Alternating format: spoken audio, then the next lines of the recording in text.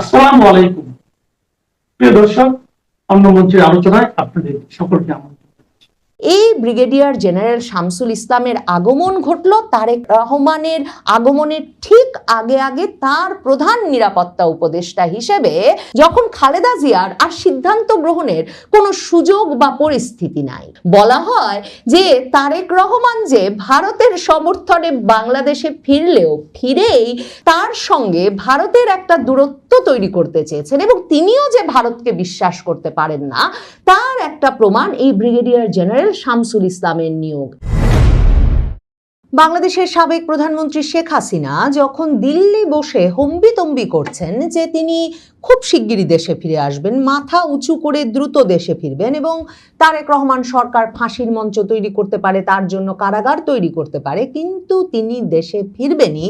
এবং সর্বশেষ আন্তর্জাতিক সংবাদ সংস্থা রয়টার্সকে সাক্ষাৎকার দিয়ে জানিয়ে দিয়েছেন যে তিনি ডিসেম্বরের মধ্যেই দেশে ফেরার পরিকল্পনা করছেন এবং সকল প্রস্তুতি যে সম্পন্ন হচ্ছে সেটা আওয়ামী লীগের বিভিন্ন পর্যায়ের নেতাদের বিভিন্ন ভাষ্যে সাক্ষাৎকারে উঠে আসছে। তখন তারেক রহমান সরকার, বিএনপি সরকারের কর্তা ব্যক্তিদের কেউ কেউ মুখে বলছেন বটে যে এটা দুই দেশের মধ্যকার আলোচনায় হতে হবে এবং প্রত্যাবর্তনের সুযোগ নাই শেখ হাসিনাকে প্রত্যর্পণ করতে হবে ভারতের। কিন্তু বিএনপি সরকারের, তারেক রহমান সরকারের যেসব বিষয় নিয়ে সবচেয়ে বড় দুশ্চিন্তা হয়ে দাঁড়িয়েছে তার একটা হলো এই যে ঠিক ইউনূস সরকারের আমল থেকেই যেমনটা হচ্ছিল, মাঝখানে সম্পর্কটা বেশ উষ্ণ হয়ে উঠেছিল বটে খালেদা জিয়ার মৃত্যুর পর এবং তারেক রহমান আলাপ আলোচনা সমঝোতা করে দেশে ফেরার পর, কিন্তু এখন তাদের সঙ্গে ভারতের কোনো চ্যানেলে কোনো আলাপ আলোচনার কোনো সুযোগ নাই। মানে দুদেশের সরকারের মধ্যে কোনো পর্যায়ে কোনো আলাপ আলোচনার কোনো চ্যানেল এই সময়টায় খোলা নাই, যখন বাংলাদেশ সরকার বিচলিত যে কি করে দিল্লি সরকারের অতিথি শেখ হাসিনা মৃত্যুদণ্ড মাথায় নিয়ে দেশে ফেরার ঘোষণা দিয়ে বাংলাদেশ সরকারকে একটা বেকায়দায় ফেলতে চাইছে। এ অবস্থায় বাংলাদেশ সরকার, তারেক রহমান সরকার নানা পরিস্থিতিতে, নানা চেষ্টা চরিত্রের মাধ্যমে ভারত সরকারের সঙ্গে তার সম্পর্কটা খোলার চেষ্টা করছে, চ্যানেল খোলার চেষ্টা করছে, যে কাজ সেই ইউনূস আমলেই শুরু হয়েছিল। কিন্তু তারেক রহমান যখন ফিরেছিলেন তখন ভারতের সঙ্গে চ্যানেল খুলে গেছিল বলেই এবং তার সঙ্গে ভারতের একটা খুব সক্রিয় সম্পর্ক হবে এই আশাবাদেই ভারত তাকে দেশে ফেরার বিষয়ে মানে ব্যাপক সমর্থন দিয়েছিল এবং তিনি দেশে ফেরার পর নানা আবেগে এবং উত্তেজনায় ভারতের প্রধানমন্ত্রী নরেন্দ্র মোদী তাকে টেলিফোন করেছেন, চিঠি লিখেছেন। তার মায়ের মৃত্যুর পর ভারতের প্রধানমন্ত্রী নরেন্দ্র মোদী পররাষ্ট্রমন্ত্রী এস জয়শঙ্করকেও পাঠিয়ে দিয়েছিলেন। কিন্তু এরপর সরকার গঠনের পর তারেক রহমান সরকার যা সব করেছেন, একদিকে যেমন সেই ইউনূস আমল থেকে ভারত সরকারের যেসব আশাবাদ বাংলাদেশ সরকারের কাছে, সীমান্ত জুড়ে জঙ্গি ঘাঁটিগুলো বন্ধ করা, বিভিন্ন সশস্ত্র শিবিরের যে ছবি তারা বাংলাদেশের সাবেক জাতীয় নিরাপত্তা উপদেষ্টা বর্তমান পররাষ্ট্রমন্ত্রী খলিলুর রহমানকে ইউনূস আমলে 2025 সালের নভেম্বরে তুলে দিয়েছিলেন, সেগুলোর বিষয়ে ব্যবস্থা নেওয়া, বাংলাদেশ থেকে ভারতের 7 সিস্টার্স আলাদা করে ফেলা হবে বা ভারতের সীমান্তবর্তী অঞ্চলকে একেবারে তছনছ করে দেওয়া হবে, এসব হুমকি দেওয়া অন্তত শীর্ষস্থানীয় রাজনীতিবিদদের তরফ থেকে বন্ধ করার ব্যবস্থা করা, এসব কোনো কিছুই তো ঘটেনি। বরং তারেক রহমান সরকার এসে আওয়ামী লীগের রাজনৈতিক কার্যক্রম নিষিদ্ধ করার যে অধ্যাদেশ ইউনূস দিয়ে গিয়েছিলেন সেটাকে আইনে পরিণত করেছেন সংসদে পাশ করে। এরপর থেকে আসলে ভারতের সঙ্গে বাংলাদেশের সম্পর্কটা যেই ব্যক্তিটি তত্ত্বাবধান করেন, ভারতের জাতীয় নিরাপত্তা উপদেষ্টা অজিত দোভাল, তিনি একরকম সকল দুয়ার বন্ধ করেছেন আলোচনার বাংলাদেশের সঙ্গে।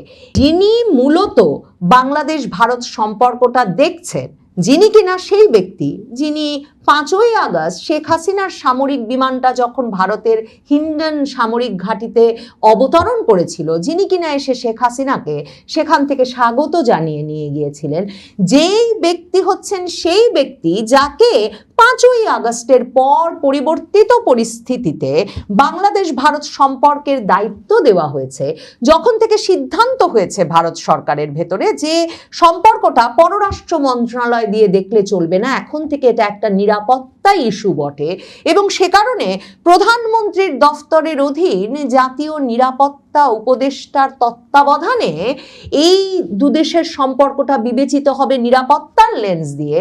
সেই অজিত দোভাল, সেই ব্যক্তিটি কিছুতেই বাংলাদেশের সঙ্গে সম্পর্কের বরফ এত সহজে গলতে দিতে চাইছেন না, কারণ তিনি মনে করছেন না বাংলাদেশের নতুন সরকার, বিএনপি সরকার, তারেক রহমান সরকার, যারা কিনা 10টা অস্ত্র এনেছিল এর আগের দফায় বেগম খালেদা জিয়ার সরকারের সময়, এবং যখন কিনা মূলত ক্ষমতার কেন্দ্রে ছিলেন খালেদা জিয়া পুত্র এই প্রধানমন্ত্রী তারেক রহমান, সেই তারেক রহমান সরকারের ওপর এ দফায় আস্থা বিশ্বাস রেখে তাকে বাংলাদেশে ফিরিয়ে জামাতের বিপরীতে দাঁড় করিয়ে প্রধানমন্ত্রী বানাতে সক্রিয় সমর্থন ভারত দিয়েছে বটে, কিন্তু এ আস্থা আর রাখা ঠিক হবে না। এই অবস্থায় তারেক রহমান কাকে পাঠালেন দিল্লিতে অজিত দোভালের সঙ্গে বৈঠক করতে? এর আগে সবে তারেক রহমানের আরেক উপদেষ্টা, তথ্য উপদেষ্টা ডাক্তার জাহেদুর রহমান দিল্লিতেই একটা আঞ্চলিক ফোরামের সভায় যোগ দিতে গিয়ে দিল্লি এয়ারপোর্টে হেনস্থার শিকার হয়ে দেশে ফিরে আসতে বাধ্য হয়েছিলেন। এরপর ভারতের কাছে বাংলাদেশের পররাষ্ট্র মন্ত্রণালয় কেন বাংলাদেশের প্রতিমন্ত্রী পদমর্যাদা একজন ব্যক্তির সঙ্গে এমন কাজ করা হলো সে বিষয়ে প্রশ্ন করার পর ভারত থেকে যে জবাব এসেছে, মানে তার ইমিগ্রেশনের জটিলতা কাটতে কিছুটা সময় নিয়েছিল, এজন্য এত সময় লেগেছে, তারপর তাকে ঢুকতে বলা হয়েছিল কিন্তু তিনি আর ঢোকেননি, এসব ব্যাখ্যায় বাংলাদেশ সরকার সন্তুষ্ট হয়নি। সেটা কিন্তু তখনই বাংলাদেশ সরকার বাংলাদেশের সংবাদ মাধ্যমকে জানিয়ে দিয়েছিল। এখন বাংলাদেশের প্রধানমন্ত্রী তারেক রহমানের প্রতিরক্ষা উপদেষ্টা, যিনি তারেক রহমানের অত্যন্ত বিশ্বস্ত, ঘনিষ্ঠ এবং তারেক রহমানের ওপর যার একটা বড় ধরনের প্রভাব আছে, এমনকি তারেক রহমানের স্ত্রী, প্রধানমন্ত্রীর স্ত্রী ডাক্তার জুবায়েদা রহমানের সঙ্গে এই ব্যক্তির একটা ঘনিষ্ঠ বিশ্বস্ততার সম্পর্ক আছে, এমন কথা যে ব্যক্তি সম্পর্কে বলা হয় এবং যেসব সূত্রে তিনি প্রধানমন্ত্রীর নিরাপত্তা প্রধান হিসেবে দায়িত্ব পালন করছেন, প্রতিরক্ষা উপদেষ্টা হয়েছেন, সেই ব্রিগেডিয়ার জেনারেল শামসুল ইসলামকে তারেক রহমান পাঠিয়েছিলেন দিল্লিতে অজিত দোভালের সঙ্গে বরফ গলিয়ে আসতে, একটা বৈঠক করে আসতে। অজিত দোভালের সঙ্গে বৈঠকের সুযোগ পান নাই বটে, বলা হচ্ছে যদিও বিবৃতি দিয়ে বাংলাদেশের তরফেই যে একটা বৈঠক হয়েছে তাদের মধ্যে, কিন্তু কি আলাপ হয়েছে সে বৈঠকে সেটা যেমন প্রকাশ করা হয় নাই, তেমনি ভারতের জাতীয় নিরাপত্তা উপদেষ্টার দফতরের সূত্রে বা ভারতের সাউথ ব্লক সূত্রে এটা পরিষ্কার জানা যাচ্ছে যে দুই ব্যক্তির মধ্যে, বাংলাদেশের প্রতিরক্ষা উপদেষ্টা, বাংলাদেশের প্রধানমন্ত্রীর প্রতিরক্ষা উপদেষ্টা ব্রিগেডিয়ার জেনারেল একেএম শামসুল ইসলামের সঙ্গে অজিত দোভাল একটা ছবি তোলার সুযোগ, হাত মেলানোর সুযোগ করে দিয়েছিলেন বটে, কিন্তু সেখানে আলোচনাটা এগোতে পারে নাই, কারণ বিমস্টেকের নিরাপত্তা উপদেষ্টাদের সম্মেলনে এই যে প্রধানমন্ত্রীর প্রতিরক্ষা উপদেষ্টাকে পাঠানো হয়েছে, ভারত সে বিষয়টাকেই সহজভাবে নেয় নাই। বাংলাদেশের জাতীয় নিরাপত্তা উপদেষ্টা পদে এখন কেউ নাই, তারপরে এই প্রতিরক্ষা উপদেষ্টা ব্যক্তিটাই বা কে, এবং এই প্রতিরক্ষা উপদেষ্টাকে ভারতের বিশ্বাসভাজন করে তুলতে নানা রকম কৌশলের প্রয়োগ করতে হয়েছে সাম্প্রতিক সময়ে। এসব খবরও বাংলাদেশের সেনা গোয়েন্দা সংস্থা ভারতের নানা সূত্রে পরিষ্কারভাবে জানা যাচ্ছে। খালেদা জিয়া যখন কোমায়, মৃত্যুশয্যায় হাসপাতালে, এবং তার পুত্র তারেক রহমান যখন অবশেষে দেশে ফেরার অনুমোদন পেলেন, তার ঠিক আগেই, মানে 25শে ডিসেম্বর দেশে ফেরার ঠিক আগে তার মার যখন আসলে জ্ঞানে নাই, সে সময়ে তিনি তার মা এবং তার যে নিরাপত্তা বিধানের দায়িত্বে নিযুক্ত চেয়ারপারসন সিকিউরিটি ফোর্স, তার নিরাপত্তা প্রধানের পদে পরিবর্তন আনেন। ওই পদে 2008 সাল থেকেই দায়িত্ব পালন করে আসছিলেন খালেদা জিয়ার অত্যন্ত ঘনিষ্ঠ, বিশ্বস্ত এবং বিএনপিতে অত্যন্ত প্রভাবশালী ফজলে এলাহি আকবর। যেই ফজলে এলাহি আকবর কিন্তু সেনাবাহিনীর সঙ্গে তারেক রহমানের যে ব্যাপক দূরত্ব হয়েছিল সেটা অবসান ঘটিয়ে কি করে তাকে দেশে ফেরানো যায় এবং ভারতকে এক রকমের তার আসার বিষয়ে পক্ষে নিয়ে আসতে, বিশেষ করে ভারতীয় সেনা পক্ষটাকে তারেক রহমানের প্রত্যাবর্তনের পক্ষে নিয়ে আসতে সক্রিয় ভূমিকা পালন করেছিলেন।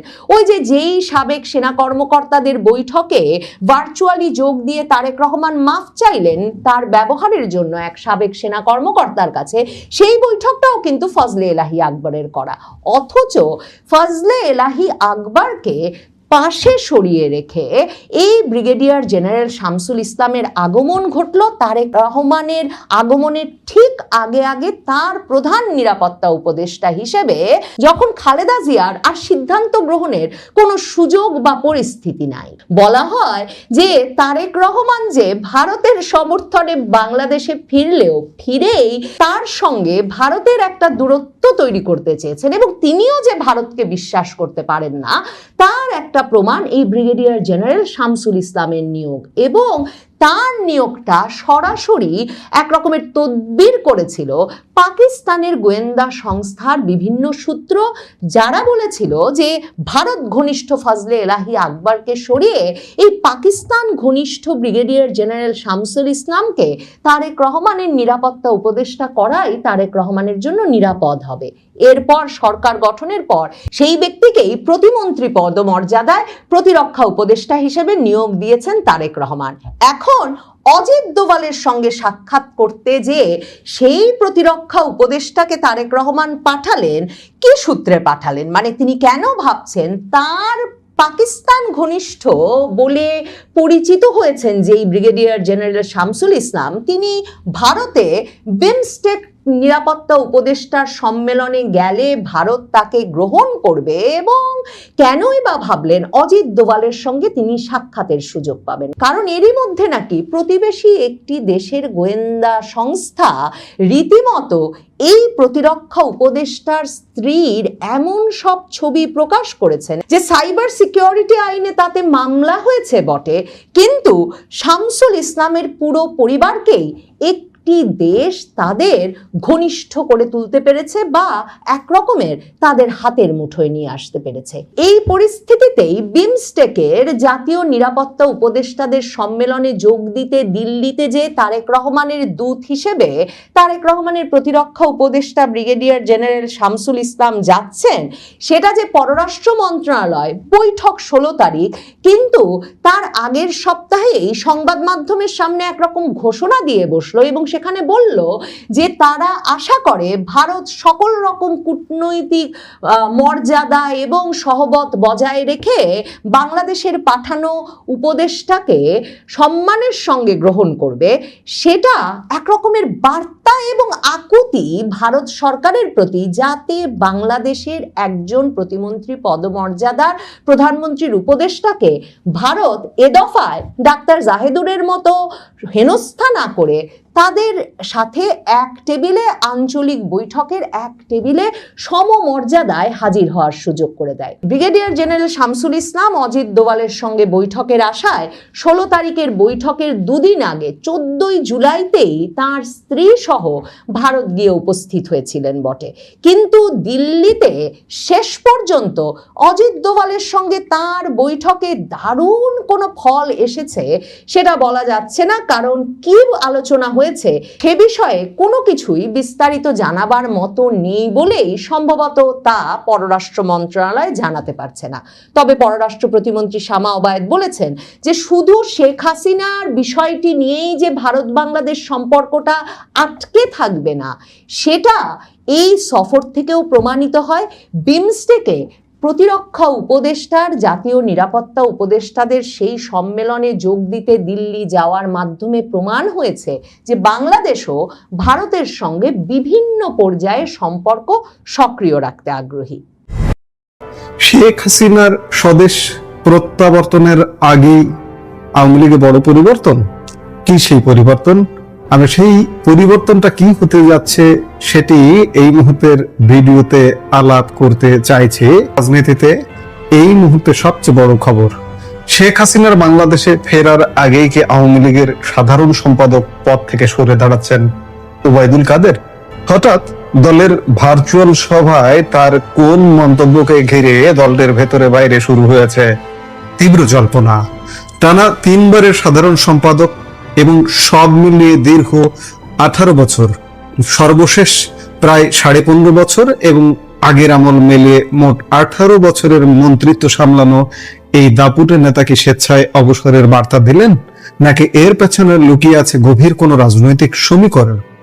আজকের এই বিশেষ বিশ্লেষণে আমরা এই ঘটনার ভেতরের খবর আপনাদের সামনে তুলে ধরবার চেষ্টা করব।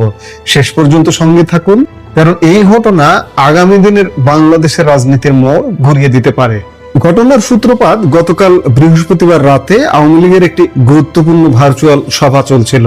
সেই সভায় দল প্রধান শেখ হাসিনার উদ্দেশ্যে ওবায়দুল কাদের এমন কিছু কথা বলেন যা দলের ভেতরে রীতিমতো কম্পন তৈরি করেছে। কাদের ঠিক কি বলেছিলেন? তিনি আবেগ ঘন কণ্ঠে শেখ হাসিনাকে বলেন, পার্টির কাছ থেকে আমি অনেক পেয়েছি, আমার আর কিছু চাওয়ার নেই। আপনার হাত ধরে 3 বার দলের সাধারণ সম্পাদক হয়েছে, 18 বছর মন্ত্রী ছিলাম। একজন স্কুল শিক্ষকের ছেলের রাজনীতিতে এর থেকে বেশি আর কি পেতে পারে? এখানেই শেষ নয়, এরপর তিনি শারীরিক অবস্থার কথা উল্লেখ করে বলেন, আপনি জানেন আমি শারীরিকভাবে খুব একটা সক্ষম নই, তারপরও আমার চেষ্টার কোনো ত্রুটি হবে না। একই সাথে তিনি দলের নেতাদের প্রতি ঐক্যবদ্ধ থাকার আহ্বান জানিয়ে বলেন, নিজেদের মধ্যে লড়াই না করে শত্রুদের বিরুদ্ধে লড়াই করতে হবে। এখন প্রশ্ন হচ্ছে, শেখ হাসিনার স্বদেশ প্রত্যাবর্তনের মতো একটি অতি সংবেদনশীল এবং ঐতিহাসিক মুহূর্তে ওবায়দুল কাদের কেন নিজের ব্যক্তিগত চাওয়া পাওয়া এবং অবসরের মতো প্রসঙ্গ টেনে আনলেন? এই প্রশ্নটাই এখন আওয়ামী লীগের অন্দরে সবচেয়ে বড় আলোচনার বিষয়। বিশ্লেষণের আরো গভীরে যাওয়ার আগে আমরা একটু বুঝতে চাই যে গতকালের এই সভাটি কি নিয়েছিল। বৃহস্পতিবার রাতের এই বিশেষ সভাটি ডাকা হয়েছিল মূলত 16 জুলাইয়ের রাজনৈতিক তাৎপর্য স্মরণ করতে। আওয়ামী লীগ এই দিনটিকে শেখ হাসিনার কারাদিবস হিসেবে পালন করে আগে থেকেই। 2007 সালের এই দিনে তৎকালীন তত্ত্বাবধায়ক সরকার তখনকার বিরোধী দলীয় নেত্রী শেখ হাসিনাকে গ্রেফতার করেছিল। এর পাশাপাশি দিনটি গোপালগঞ্জ গণহত্যা দিবস হিসেবে পালিত হচ্ছে এবছর থেকে, কারণ গত বছর 2025 সালে গোপালগঞ্জে সেনাবাহিনীর অভিযানে আওয়ামী লীগের বেশ কিছু নেতা নিহত হয়েছিলেন। এই ঐতিহাসিক ও আবেগময় দিনে দলের শীর্ষ নেতা থেকে শুরু করে স্বয়ং শেখ হাসিনাও তার স্বদেশ প্রত্যাবর্তন নিয়ে কথা বলেন। শেখ হাসিনা ব্যাখ্যা করেন কেন তিনি দেশে ফিরে আদালতে আত্মসমর্পণের সিদ্ধান্ত নিয়েছেন। শুধু তাই নয়, তিনি একটি বড় নির্দেশ দিয়ে বলেন, শুধু শীর্ষ নেতারা নন, যেসব নেতাকর্মী ও সমর্থকের নামে মামলা রয়েছে তারা সবাই যেন একই দিনে নেত্রীর সাথে আদালতে আত্মসমর্পণ করেন। আর এই ঘোষণার পরে ওবায়দুল কাদের নেত্রীর এই সিদ্ধান্তকে দক্ষিণ এশিয়ার রাজনীতিতে একটি নজিরবিহীন ও সাহসী সিদ্ধান্ত বলে উল্লেখ করেন এবং দাবি করেন এই ঘোষণায় বর্তমান সরকারের খুঁটি নড়ে গেছে।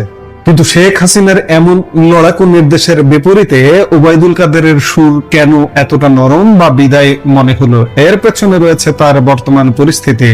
2024-এর ষড়যন্ত্রের সরকার পতনের বেশ কয়েক মাস পর ওবায়দুল কাদের দেশ ত্যাগ করেন এবং বর্তমানে তিনি দেশের বাইরে অবস্থান করছেন।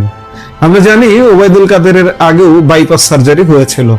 আত্মগোপনে থাকার কারণে বেশ কয়েক মাস তার নিয়মিত চিকিৎসায় বড় ধরনের বিঘ্ন ঘটে। বর্তমানে তিনি তুলনামূলকভাবে সুস্থ থাকলেও তাকে ধারাবাহিক চিকিৎসার মধ্যে থাকতে হচ্ছে। শারীরিকভাবে তিনি বেশ দুর্বল, ফলে রাজনৈতিক মহলে সংশয় তৈরি হয়েছে শেখ হাসিনার ঘোষণা অনুযায়ী যেভাবে সবাইকে একসাথে দেশে ফিরে আদালতে আত্মসমর্পণ করতে বলা হয়েছে, শারীরিকভাবে অত্যন্ত দুর্বল ওবায়দুল কাদেরের পক্ষে কি আদৌ এই মুহূর্তে স্বদেশে ফেরা সম্ভব?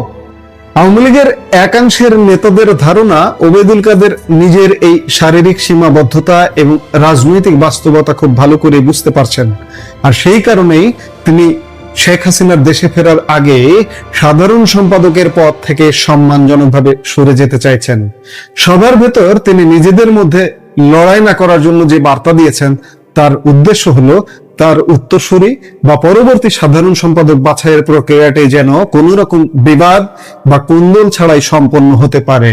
এর পেছনে আরো একটি বড় কারণ দেখছেন রাজনৈতিক বিশ্লেষকরা।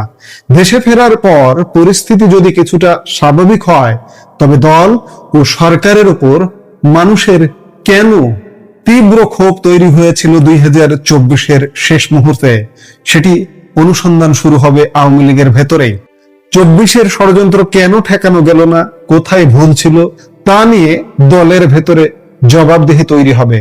আর টানা 3 বারের সাধারণ সম্পাদক হিসেবে ওবায়দুল কাদেরের ভূমিকা নিয়ে দলের ভেতরে ইতিমধ্যেই অনেকের মনে তীব্র প্রশ্ন ও অসন্তোষ রয়েছে।